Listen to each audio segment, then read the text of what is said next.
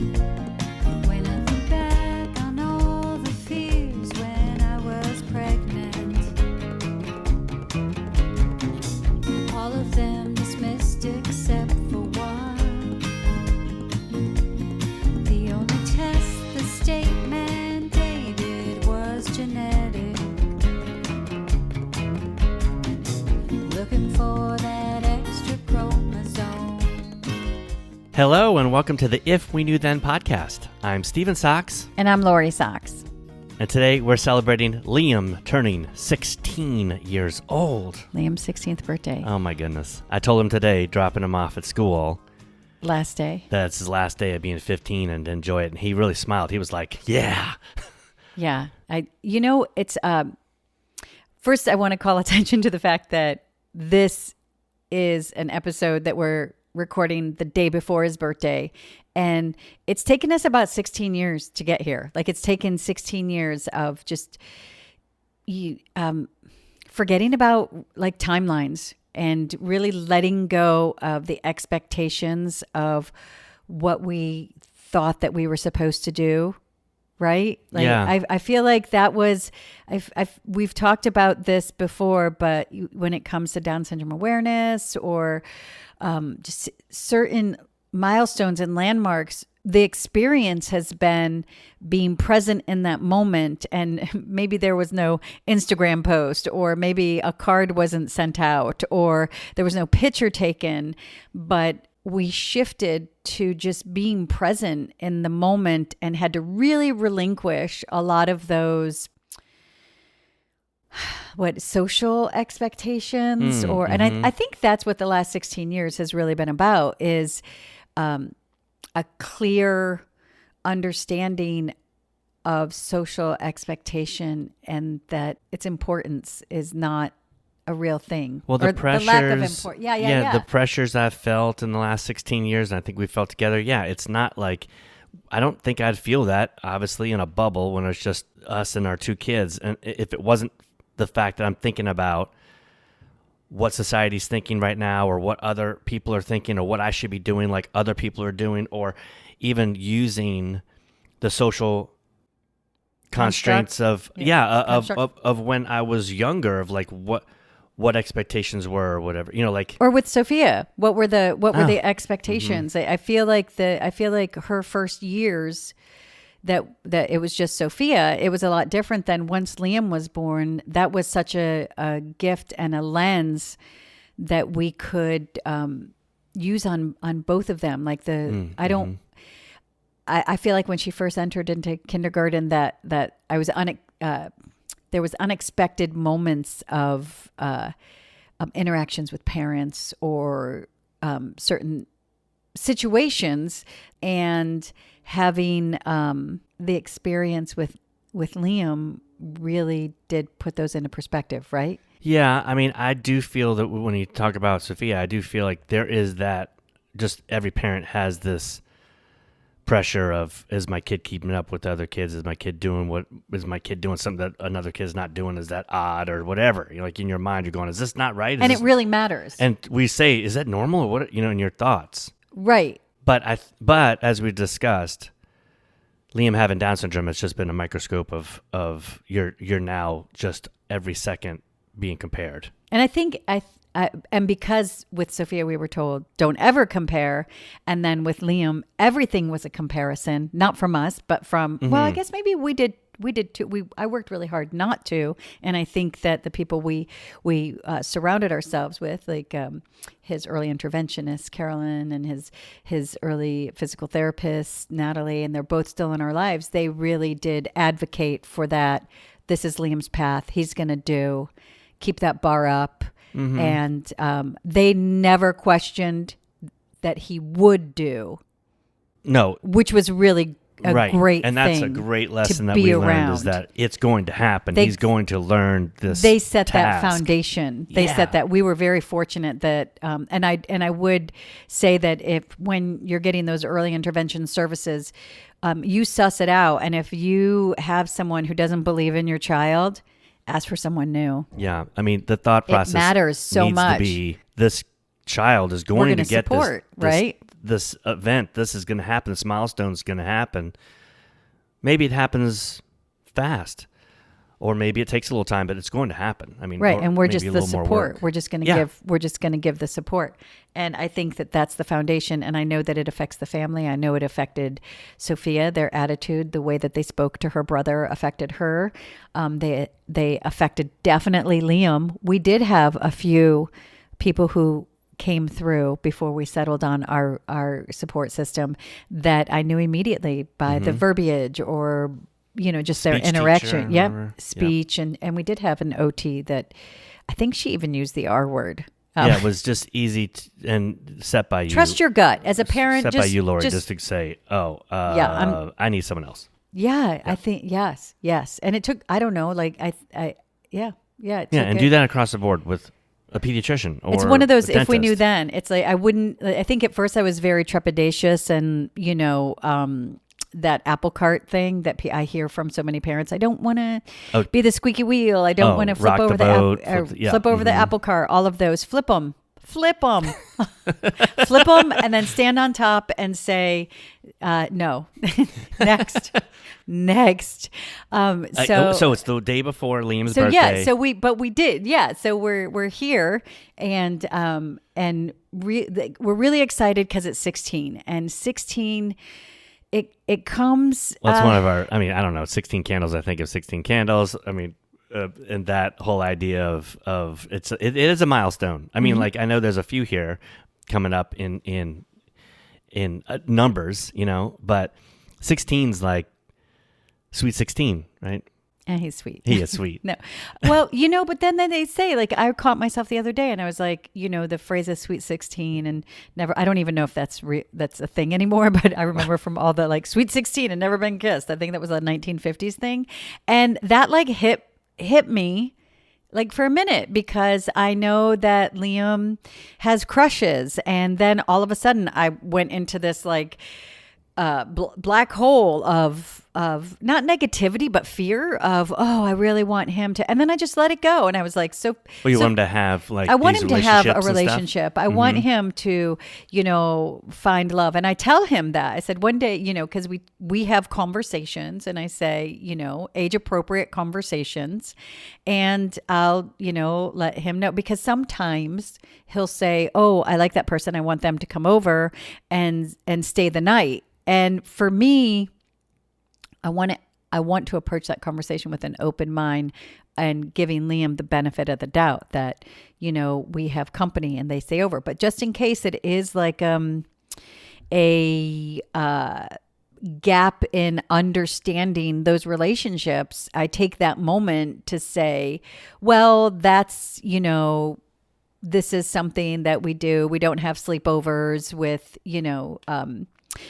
women who are 30 like it's not just students. It's always like it's usually one of my good friends. Okay. and he's that's like true. yeah Right, I right, want right. Stephanie to come over and spend the night. Well, I want and Aunt it should Kristen be to come just over. defined that for as much as we know, Liam's told us that he's heterosexual male.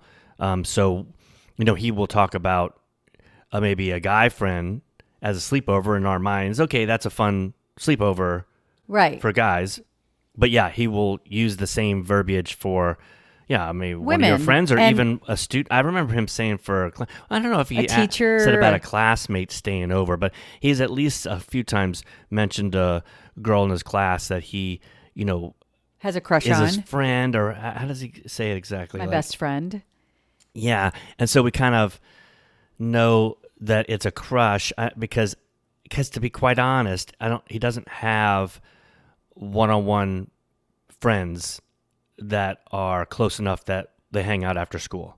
That's not something that's been developed at this point. That's could be It's a whole because nother he's a freshman in high school. He's a He freshman started in to high have school. Yes. friends in middle school, and also Yeah. we had more of a connection with who his friends are. But the nature of high school is that you're not really interacting. And so maybe more kids from all around. So I Right. don't know any kids that are close to us. Close to our Logistically, home. it's harder. Yeah. Mm-hmm. Logistically, like teenagers aren't still asking their parents for rides places all the time. But There's like he's a a sense teenager, of so he's independence. feeling these things, and we're talking about it, and we're having a party tomorrow. Well, I want to talk about like that. We're talking about it we do have those conversations, and that is they offer the sex ed, and this is like depending on every who's they, like family. regional? The schools. I think regional does approach it Yeah, probably. in behavior, but I am hesitant and I have trust issues until I see the evolution of humanity and society to where it's inclusive and sees my son as equal.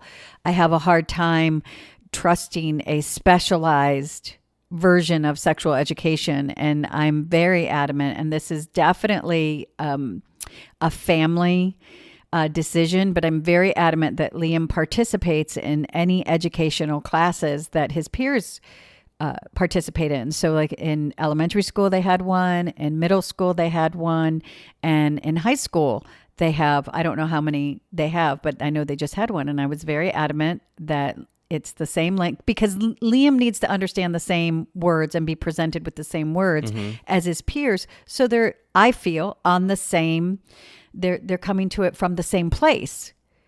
You know, if this verbiage or slang or conversation and he's excluded from it, then he's excluded. Then he's excluded. So it's a perception of his peers that he's excluded from it, and it's a perception of Liam that he's not a part of that conversation. And I want Liam to know that he is a part of every conversation and belongs everywhere that he wants to be, that he belongs. It's very, very important.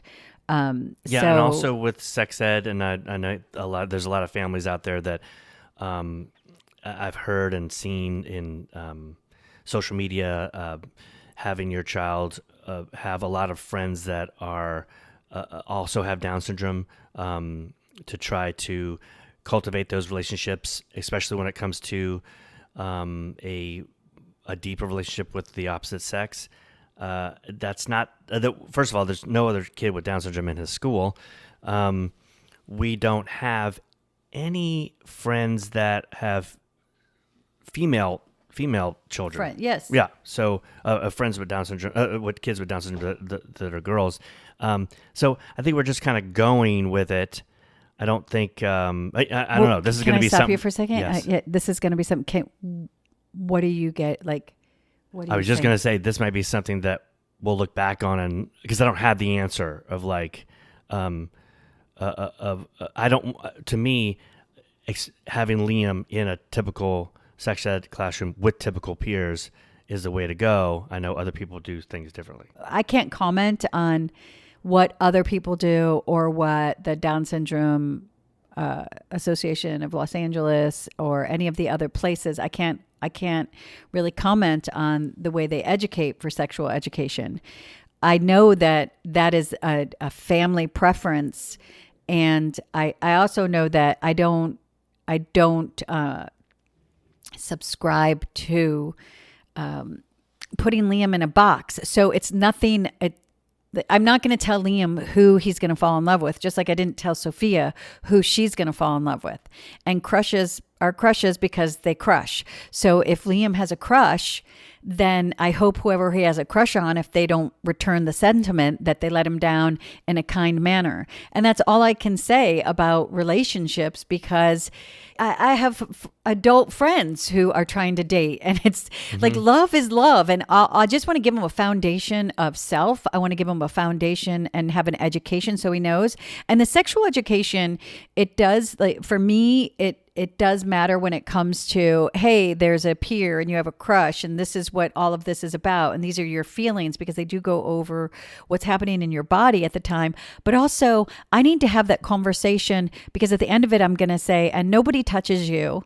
And you tell me if any of this, because it's the same conversation I would have with my daughter about, like, if she's going to have a sexual relationship with someone, I'm going to have the same relationship, because the reality is a lot of individuals with disabilities are sexually taken advantage of. And it's because of the lack of education and expression. And we all know what, and this is dark, but we all know that the words that predators say. And, my son is a trusting human, and I want to make sure that in any situation in life that conversation is active, so we can also know like when it's a good conversation, and it shouldn't be happening in these instances, right? So that's part of 16. Yeah, it is. That's the teenage years. That's the teenage years, and I think that every family can have the conversation that is appropriate for their family and for their family beliefs. But I think for me, it's very important to have that conversation for my son, because he is out there in the real world. And he is. And also, like, I remember when Liam was really young, and I had somebody come up to me and go, first of all, those people, like, I don't hang out too long in those conversations. When someone says those people. When someone said, don't they? And I'm like, who's they? His pronouns are he, him. But aren't they really sexually active, more sexually active? And wow, someone said that? Yeah. Yeah. And I was just, and that's, I guess that's a misperception. I mean, that really goes back to the Industrial Revolution, when that was some of the, what's that called? The propaganda they put out there. Like, that is what that is rooted in. But I was like, I think Liam is. Well, that could have stemmed from maybe like the sexual deviant type of. Yeah, that's thing. from that propaganda. And I'm like, really? Like that, more reason to have someone out of society. Right. Yeah. And I would say that for Liam, I wanted him to be able to come from an educated place and understand his body. And I can understand if people, if I don't understand something and I do something, that might be viewed as something else. But I am a firm believer in the last 16 years that most of our challenges come from the lack of education that's been granted to our son, and for the misperceptions and the archaic beliefs and the boundaries and challenges that are imposed upon him by society, and not the actual path and reality of who he is. Right. And having him in the sexual ed classroom like everyone else breaks those barriers of misconceptions, because other students will meet Liam and see what he's about, and also educates. So that's kind of twofold. I feel help like undo what you're talking about. In an inclusive environment, it's inclusive because it does. The first thing it does is it breaks down a visual misperception. It breaks down a visual discrimination. Yeah. And I know in elementary school it's true that kids are like, yeah, that's just Liam, and it was the parents who imposed their belief on his extra chromosome and that he was different. And I think like middle school is hard on everyone, but I think when you get to high school, kids are becoming themselves, and this is a very evolved generation. And the conversations about inclusion and equality are active. They're active conversations, and I think that this generation is more apt at acceptance and open to differences. Yeah, absolutely. Yeah. So I didn't mean to cut you off, but no, I just wanted great. to have that conversation, because that conversation can be really heavy and it can feel weird. And at different parts on our path, I mean, teachers have laughed at me for wanting the same for my child. And so I just want to have that conversation and say, ultimately, it's your decision as a parent, and anything that's being withheld because of your child's disability is discrimination. And that's the first, that should be the first word out of your mouth. If it's something that you want equally for your student, that you can, call to the attention that any difference in treatment based upon a disability is one of those protected, what do they call it? One of the protected groups of that would go. You can look it up on your school district, and that would be by definition discrimination. Right. So it's there if you want it. Yes. So it's there if you want it. So 16. We were going to start with like when Liam was born, but I thought, it's been 16 years.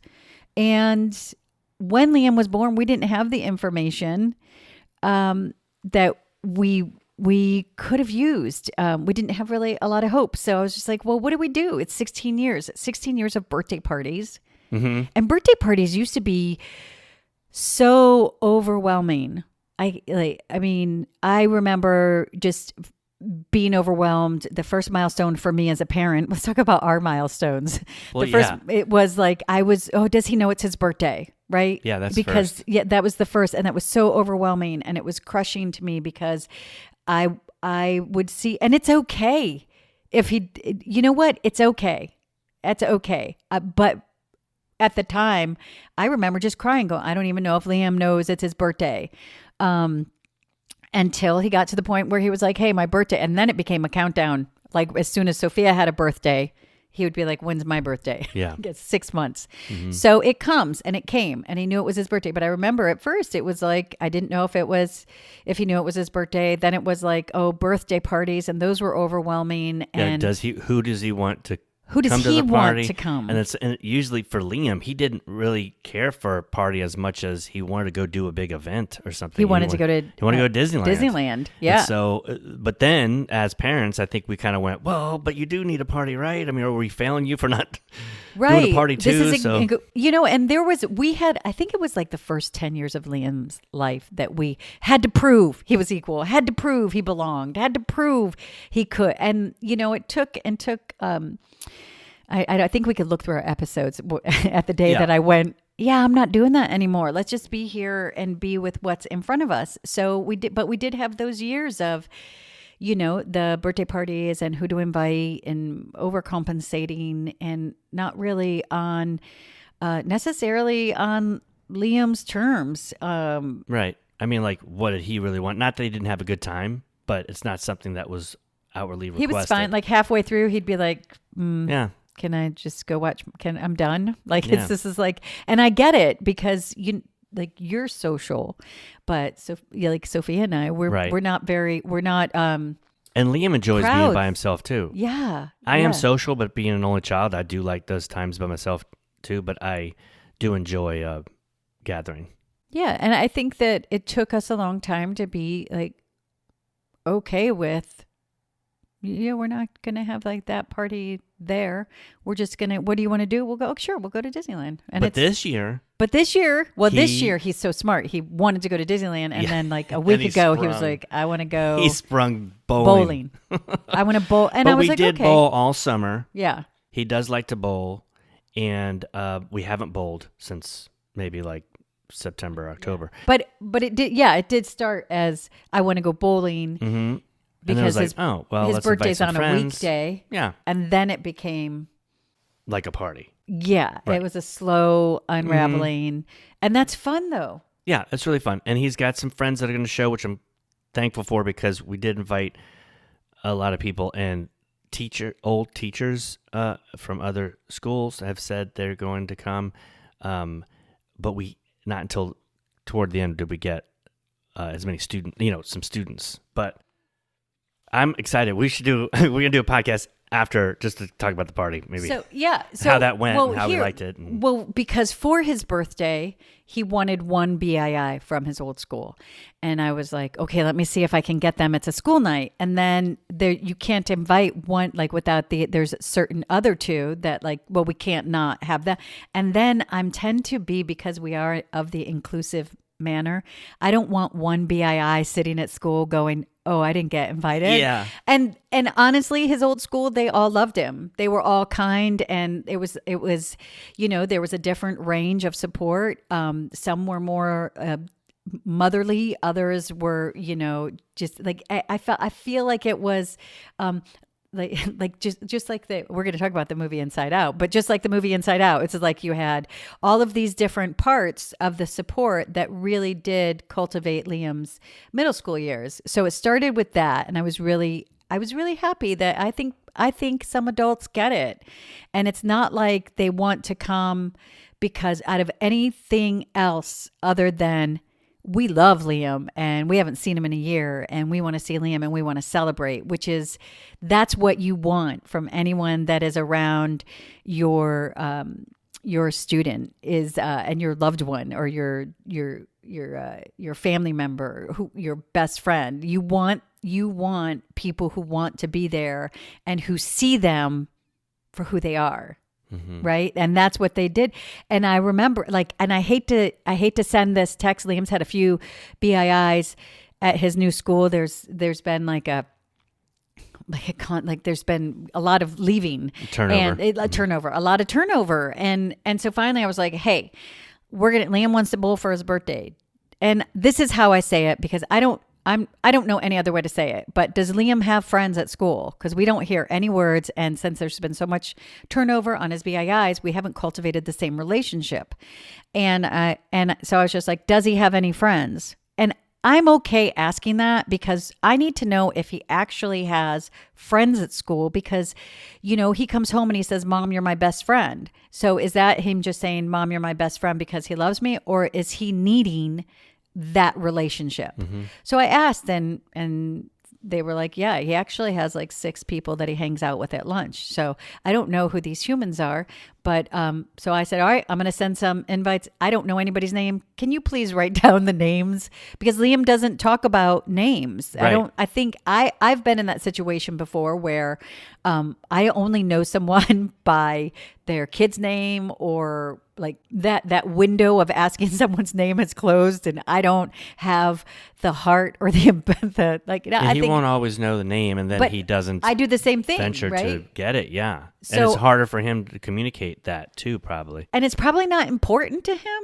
Right. Because right. it's the same way as when we exist with someone whose name we don't always know. It's about the relationship, right? So but they handed out invitations and then the students did not RSVP by Sunday. So I was like, okay. So and Liam's like, my family and friends, and I was like, it's a school night. And I do try to It's a Thursday. It's a night. Thursday. It's a school night.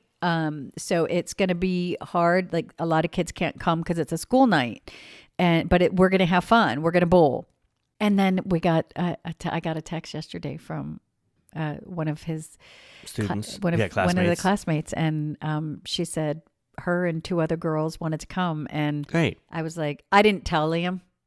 No, right. And also, maybe what if they didn't show? Yeah. So, but that made me happy, Yeah. but not in a way that wasn't equal to the situation, because I've learned to just be okay and trust Liam and trust who he is and his life. I have to at 16, I have to be confident in who he is and how far he's come. And this is just, it's the path of high school. And I don't say this in an ignorant way. I know he has Down syndrome and I know that there are certain challenges, but I know every 16-year-old, every freshman in high school, every human walking this planet has challenges. And I am stubborn and I refuse to see an extra chromosome as making him less. Life is hard. We've discussed that, before, just even as a family. Life is hard. And it's hard for Liam because he's a human in life, but he does so well. He does so well. I want to model myself off of him in so many ways. And it's not this random joy that isn't, with no foundation. He gets down, but he looks at things in a way that he enjoys life. At 16, we can have that conversation.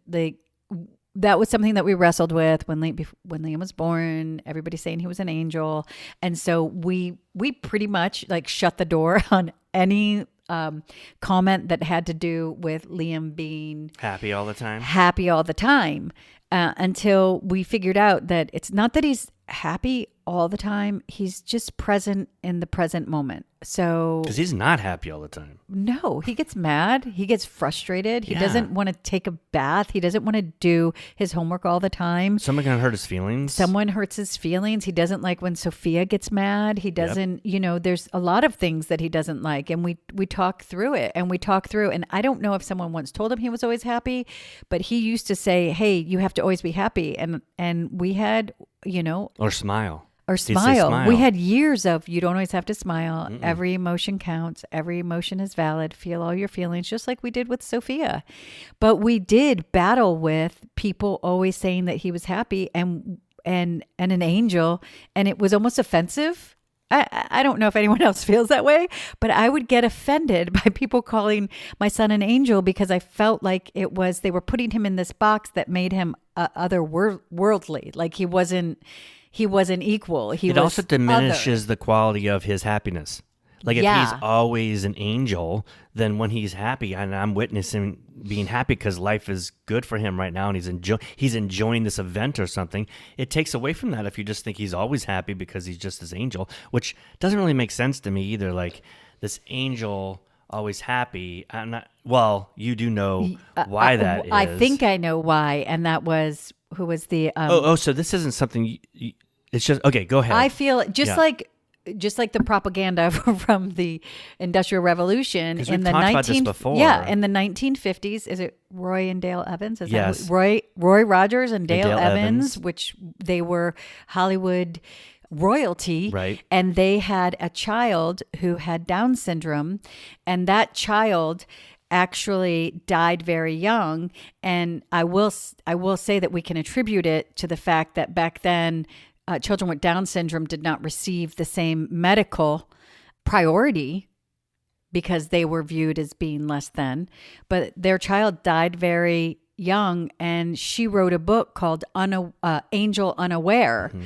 And I would have to say that in the 1950s, I mean, she was pretty revolutionary in the fact that was a time when they would just institutionalize children with Down syndrome right from the mm-hmm. hospital. And she said, no, I want to take my baby home. That was revolutionary, but this is 1950, but the child did die very, very, very young. And, like at 2. Yeah, really, really young. Yeah, I just Googled and her name was Robin Elizabeth.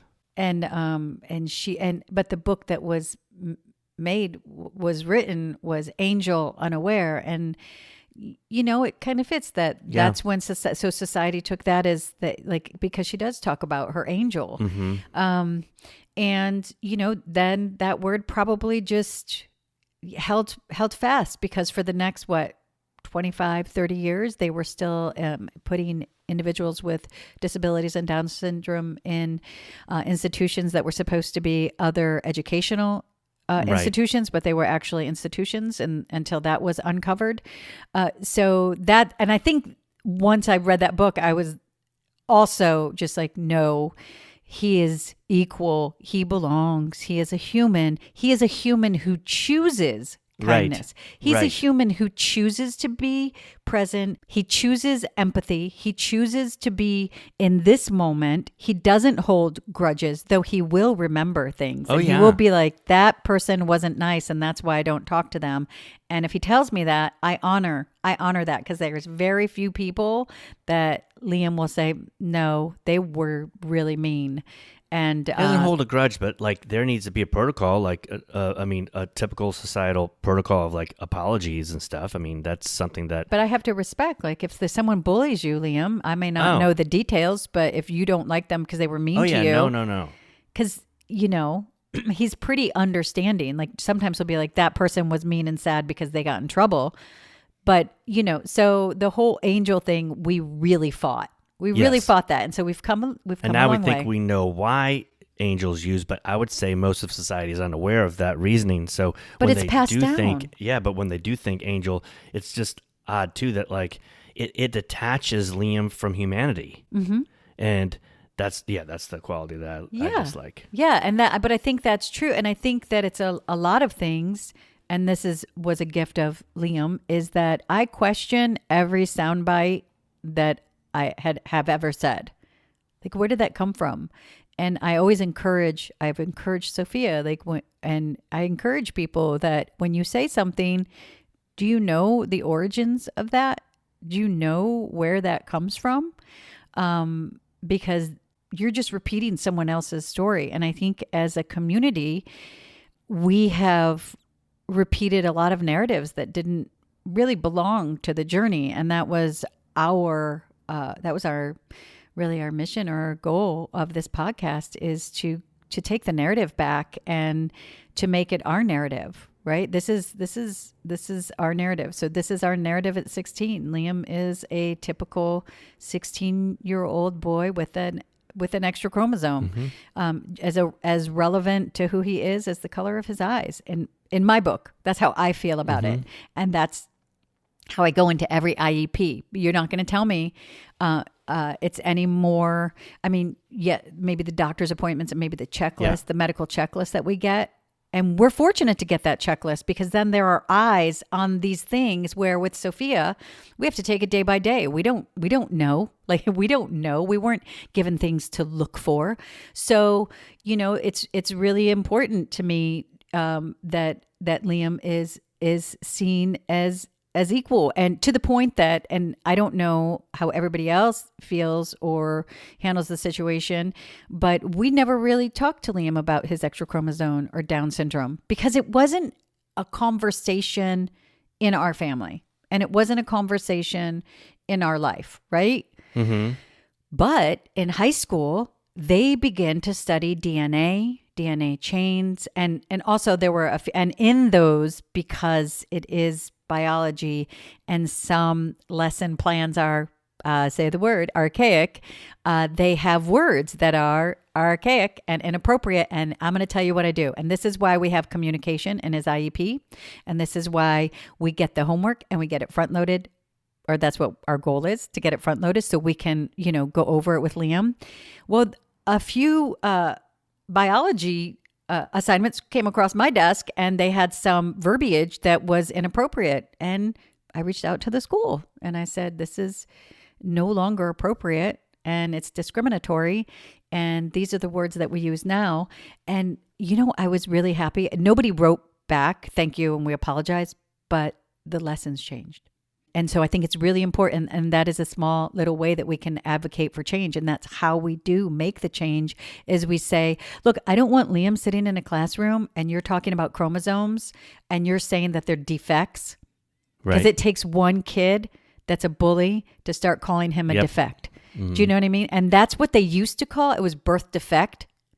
Mm-hmm. Just so you know, and this is something that someone told me a few years back, Down syndrome is a naturally occurring chromosomal arrangement. A naturally occurring chromosomal arrangement. It's been happening, for ever. Tens of thousands of years. History has princes and princes that had Down syndrome. And it's like, it's just what society has done. What has society put upon our children and that chromosome. And that's 100% how I've lived this journey with Liam since the NICU days, since I watched the narrative change on my son's sense of belonging. But I did take that lesson to say, they're talking about chromosomes and they affect this, that, and this. Do you know you actually have an extra chromosome? And I'll be honest, I didn't know the total science of it all, because I'm not the science person and I'm also the IEP person. So Stephen came in and gave me like the verbiage. The verbiage for the science of the extra chromosome, because, and there is, just like the angel, like there's part of me that there was so many other things to pay attention to that I didn't pay attention to the explanation, because the way the explanation was given to me, I was just like, nope. And that's me. That's me. I'm going to focus on this. And it's not good. It's baby with bathwater. I was just like, but we had that conversation in a very natural, not heavy, informative, just like. When we say we, you, Liam. Yeah. Had this conversation. Liam and I had the conversation, but I did talk to you before because we had talked about when do we have this conversation, and we were like, well, it just seems like it's going to be really heavy if it comes out of the blue and doesn't have anything to do. In a biology lesson, that made total sense. Total sense, because it's biological. And so we had the conversation, Liam and I had the conversation. He kind of just looked at me like, okay. And then, a week or two later when we sat down another biology, and I was just like, the extra chromosome, they call that Down syndrome. And these are some of the things that it affects, but that's why you have these things in your IEP, and I used it as a means to give him insight into self-advocacy so that he could ask for his support. So we had a whole conversation of, that's why you're supposed to get your work ahead of time. That's why someone's supposed to help you type until your hands get strong enough. Your hands will be strong enough, but until then, to keep you up with the work. And we had the conversation, and I was like, so if you're in class and they're not giving you these things, Liam, you get to ask for them. That's and a you great ask for them. self-advocacy lesson. And then to me, I took back the narrative of Down syndrome. And it isn't going to be something that my son carries as a label. It's going to be something that empowers him. And, it's just, he has chromosomes like everyone. He just has this extra 21st chromosome. And these are the things that it affects. But this is what we have to support. And I also, if he gets lazy sometimes in talking, and I don't use the word lazy a lot. That's not a good word. But if it's kind of like when he just wants to be like, blah, blah, blah. I say, hey, you worked really hard to learn to speak. And it's really important that people hear what you have to say. And it's been about maybe a year of saying that.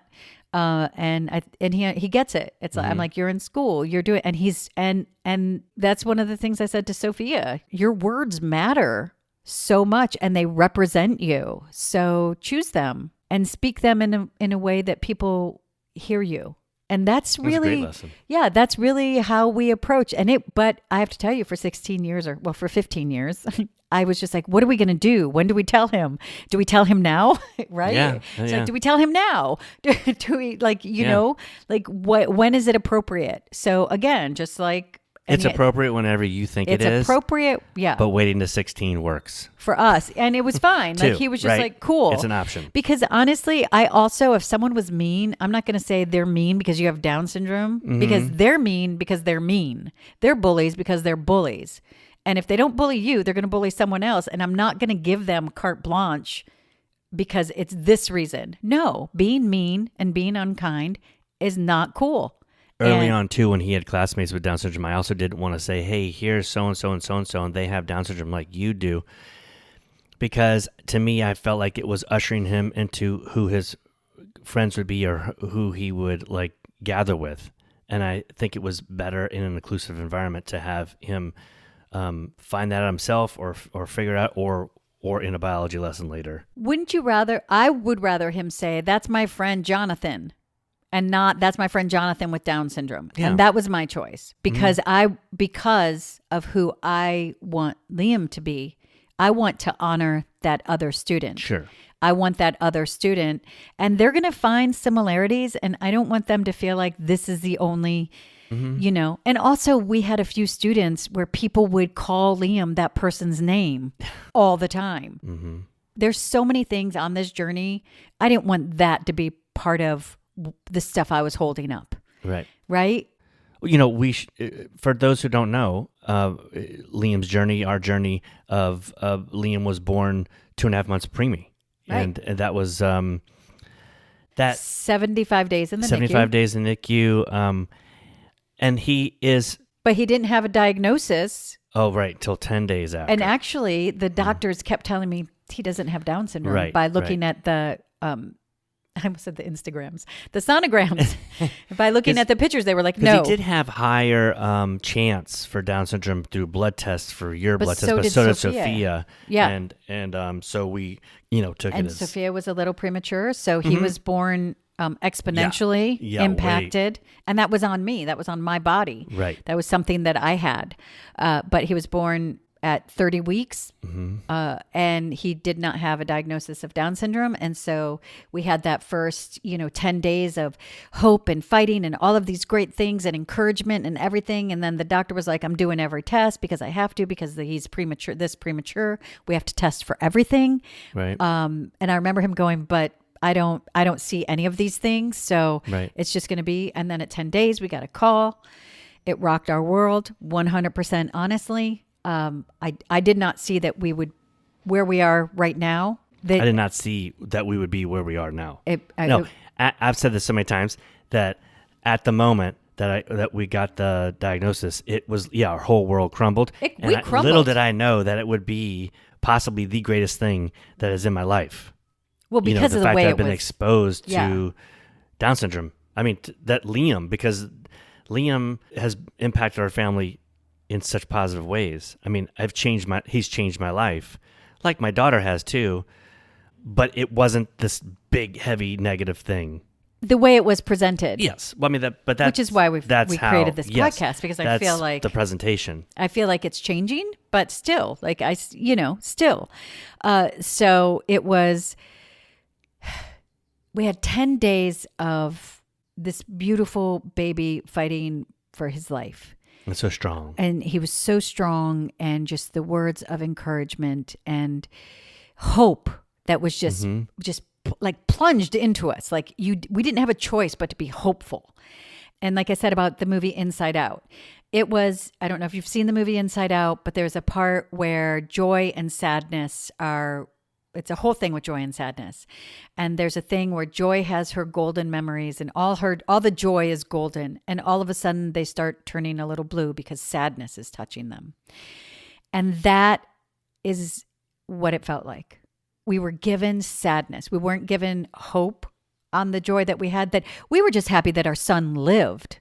We were just happy that our son was born at 30 weeks gestation and he lived. Like, that was the greatest joy.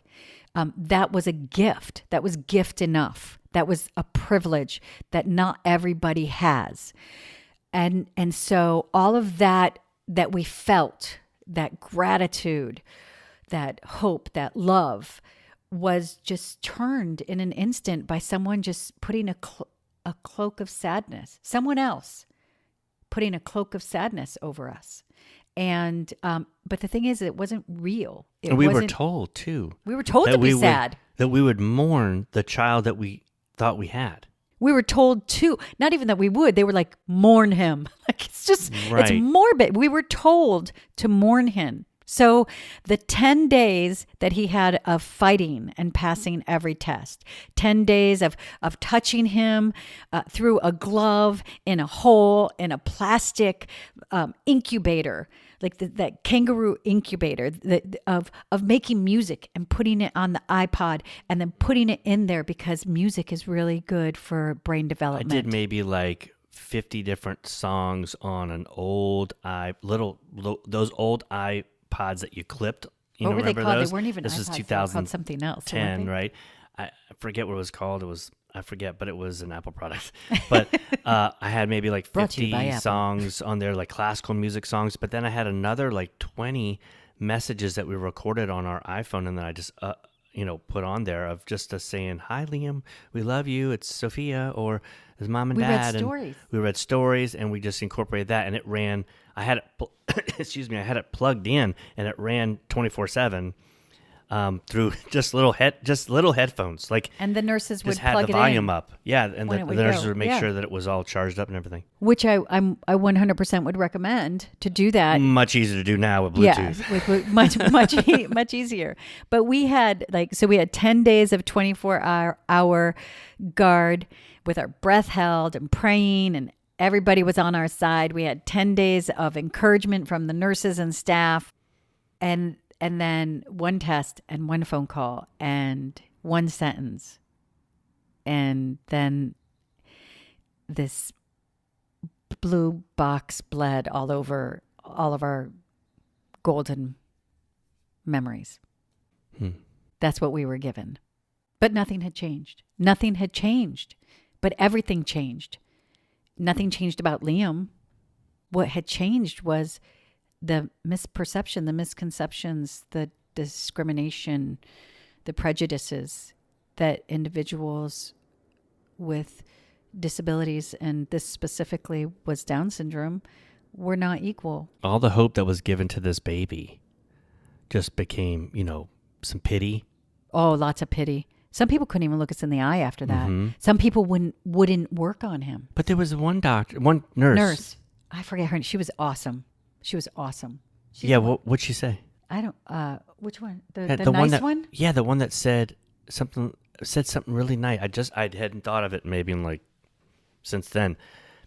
I don't know if she had some experience with Down syndrome, and I'm not sure, but she said something that at the time I remember going, "Oh, okay." That was the one not to voice. listen. She had told us not to listen to anybody And else. she's the one that pushed And- us to do regional center Yeah, right away. And she told was us. just like, she told us not to listen to anyone else, and she told us he would become like Yep. his possibility. Man, those are the voices that should resonate in a parent's mind for their entire it just takes parental one voice. time. It just takes Yes. one person changing the message. It is something that, our experience with Down syndrome diagnosis network, that they are trying to do that. But that's the type of thing that if you can get the information and tell the professionals how important it is that this truth is told early on, even for adults, Especially- the importance of doing that for a child, telling them things, you can do anything and what I can do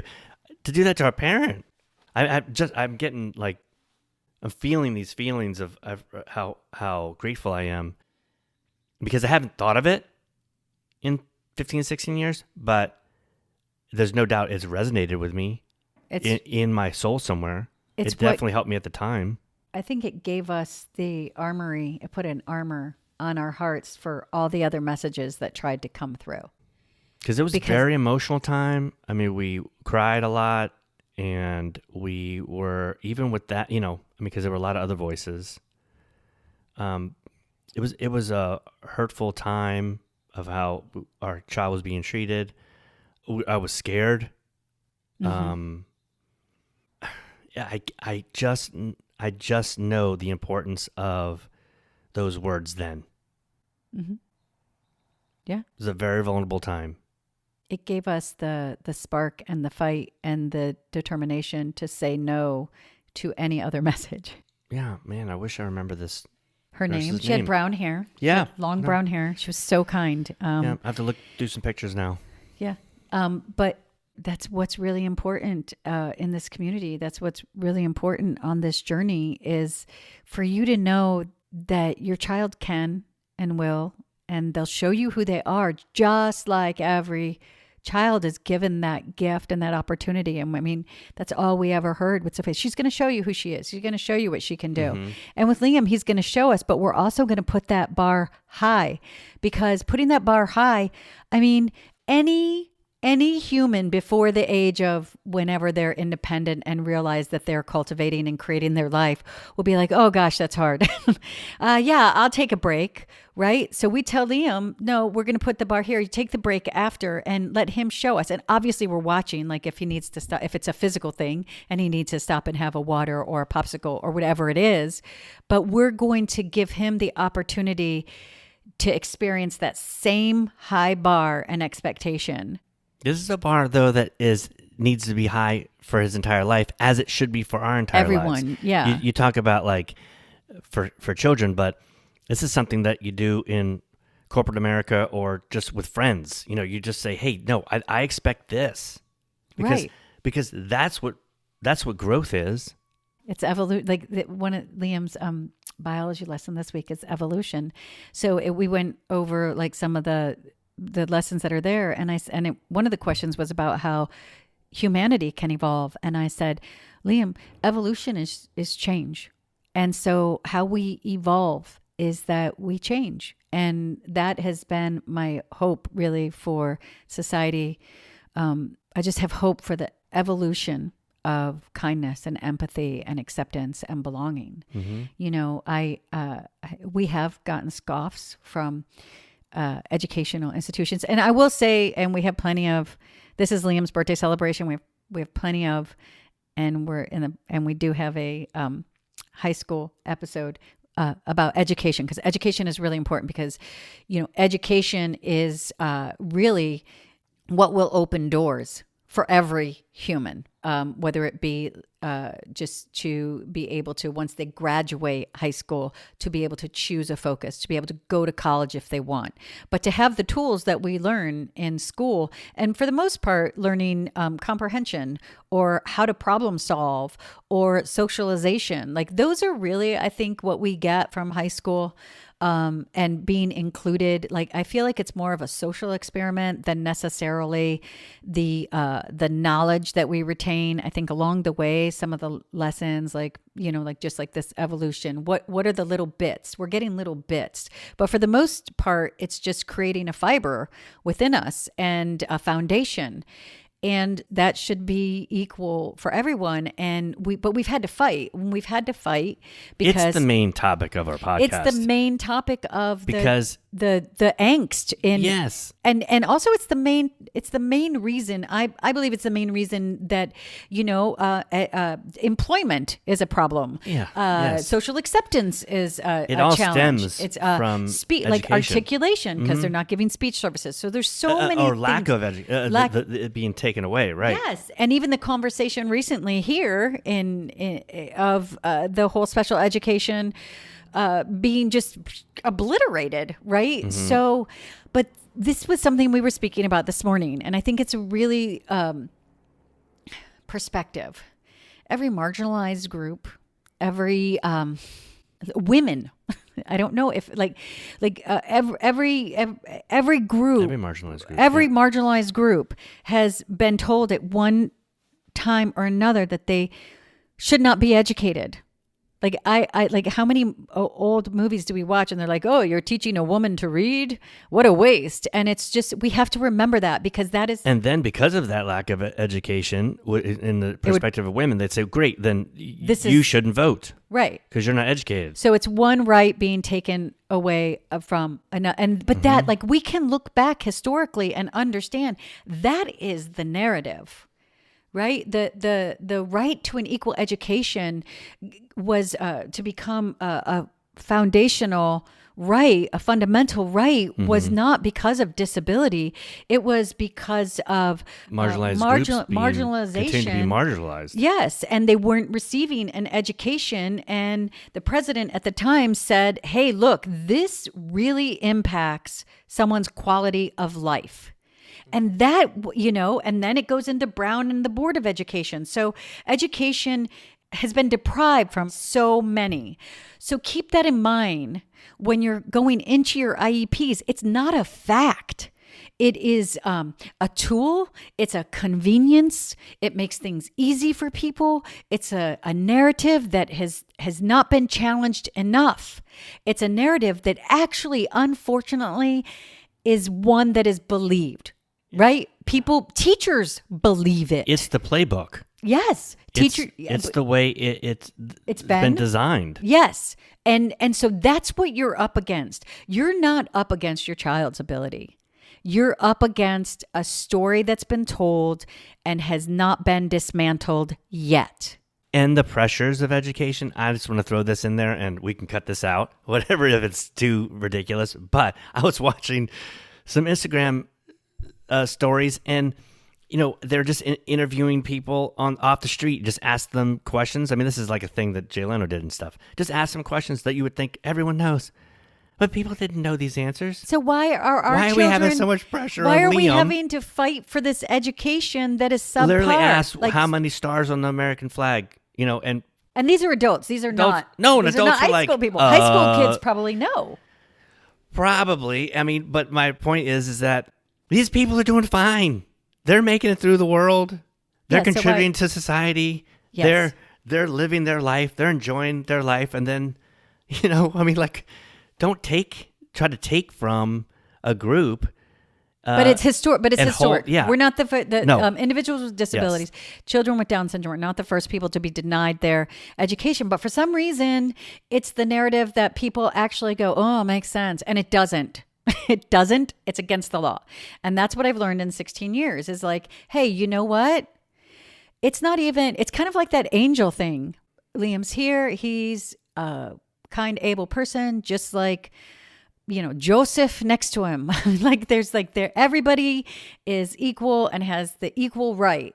They have equal rights to an education. And we're not the first group of people to have to fight for equality and an education.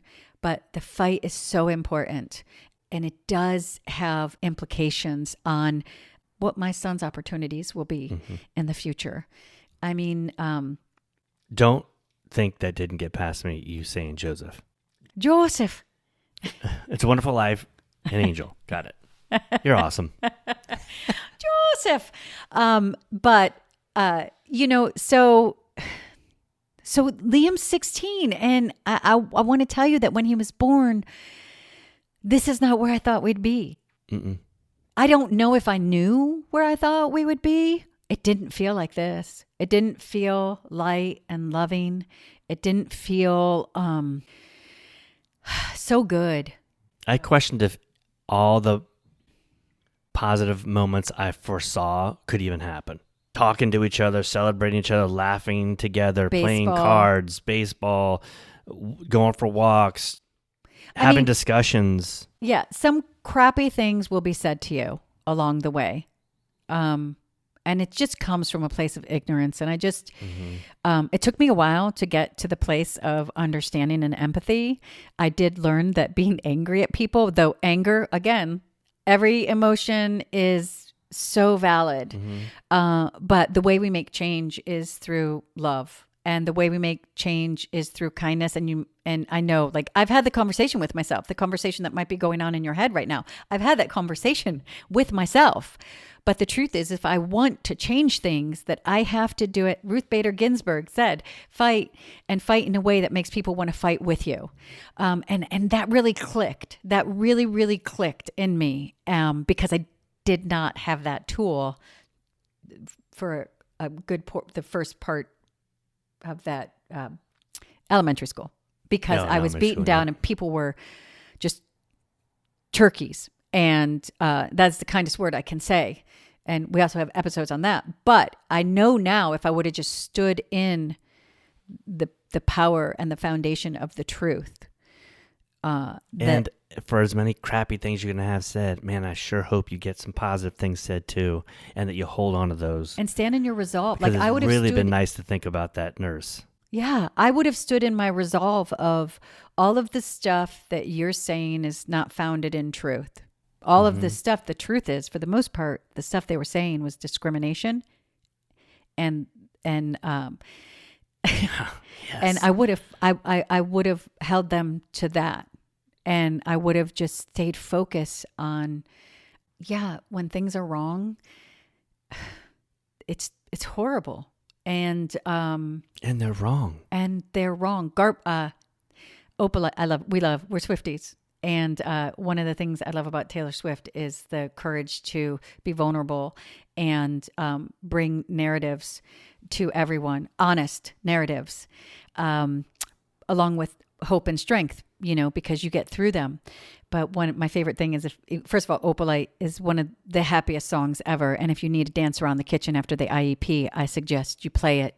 And you remember it's just a storm inside a teacup. But also at the end of that beautiful video, she sums it up. They do the little postscript with the sum up. And it does say, this person, this and this got together and lived happily ever, ever. But garbage is still garbage. So I wish the best for everyone always. But I can recognize that if I'm sitting in an IEP and discrimination and prejudices are being served to me on a plate with a smile, that I can know that garbage is still garbage and Liam's right is still his right. And that's where we are at 16. And I can say that with peace in my heart, which is a huge milestone. Don't get discouraged if you're not there yet. You might have moments of peace and empathy, but you'll get there. I hope you get there, because that's where we deserve to be. Like, Liam is amazing. Liam is like such a incredible human, and we learn from him every day. We learn from both of our kids, and such a gift, and not in the ways that are presented to us when we get the diagnosis. A gift in the fact that he's one of the best humans. Sorry, boo. One of the best humans I know. I mean, you and Sophia are the other two, but one of the best human beings I've met and had the honor to learn from. It's not his job to teach me, but if I'm smart, I'll be present like him, and I'll learn a lot, and I have, and I look forward to everything else that I'm going to learn Gosh, I'm so excited for his birthday. Oh my gosh, he's so excited. He asked me, he was just like, are you excited? He asked me a week ago, he was just like, are you excited for my birthday? And I was like, of course I'm excited. And then I started to beat him to the punch, and I was just like, I'm so excited for your birthday. And he was like, good. I think he's just happy that, he just wants to make sure that you're excited too. And not in a way. Let's do it together. Yeah, like it's going to be fun. Are you excited? Like he wants me to be part of the fun. He wants me to be able to join in on it. Yeah. That's one of the things I love, is that might be something that I feel when I'm going to have a celebration, but I don't have the courage to ask others. He doesn't even know it's courage. No, just does it. He just does it, and he doesn't understand, like so many humans. But that's a lot of courage that they have to muster up in order to be able to say that, in order to be able to do that. That's a milestone he's breezing through. Breezing. To Liam. Happy birthday, Liam. Sweet 16. Till next time. Please follow us on Twitter at If We Knew Then Pod, and you can drop us a line on our Facebook page at If We Knew Then Pod, or visit our website, ifweknewthen.com, to send us an email with questions and comments.